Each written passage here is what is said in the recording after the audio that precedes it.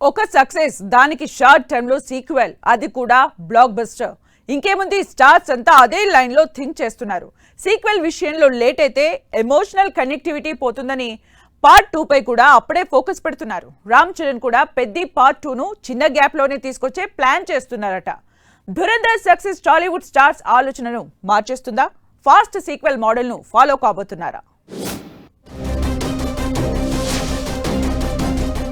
ఆదిత్యధర్ దర్శకత్వంలో వచ్చిన దురంధర్ 2 సక్సెస్ తరువాత టాలీవుడ్ లో ఒక కొత్త ట్రెండ్ మొదలైనట్లే కనిపిస్తోంది. సాధారణంగా సీక్వెల్స్ అంటే సంవత్సరాల గ్యాప్ తీసుకుని వస్తుంటాయి. కానీ ఆదిత్యధర్ మాత్రం ఈ కాన్సెప్ట్ ను పూర్తిగా మార్చేశాడు. పార్ట్ 1 విడుదలై ఇంకా హైప్ తగ్గక ముందే కేవలం 3 నెలల్లో పార్ట్ 2 ను రిలీజ్ చేసి ఆడియన్స్ ఎమోషన్ ను క్యారీ అయ్యేలా చూశాడు.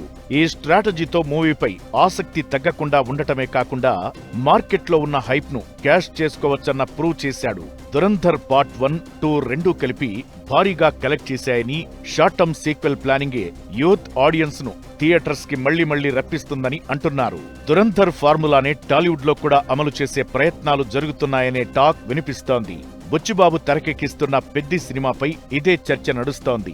ఈ సినిమా క్లైమాక్స్ లోనే పార్ట్ 2 కి లీడ్ ఇచ్చే విధంగా ఒక స్ట్రాంగ్ ట్విస్ట్ ప్లాన్ చేస్తున్నారనే గాసిప్ వినిపిస్తోంది. పార్ట్ 1 రిలీజ్ అయ్యాక ఎక్కువ గ్యాప్ తీసుకోకుండా 6 నెలల్లోనే పార్ట్ 2 ను రిలీజ్ చేసేలా షూట్ ప్లానింగ్ జరుగుతోందట.